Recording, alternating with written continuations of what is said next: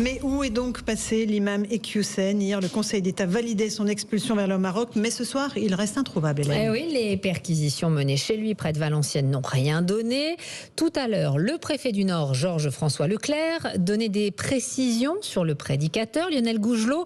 La thèse de la fuite en Belgique semble se confirmer. Eh bien, en tout cas, c'est le scénario privilégié, confirmé cet après-midi par le préfet du Nord, qui refuse toutefois d'indiquer quels sont les éléments précis qui permettent d'étayer cette hypothèse. Mais c'est vrai, le domicile de l'imam n'est qu'à quelques kilomètres de cette frontière franco-belge.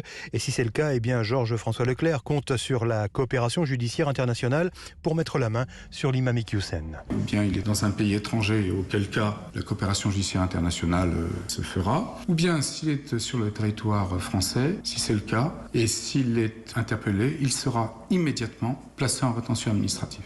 Alors en attendant, la question qui se pose, c'est de savoir pourquoi ce prédicateur proche des frères musulmans a pu ainsi se faire la belle et passer entre les mailles du filet de la surveillance policière.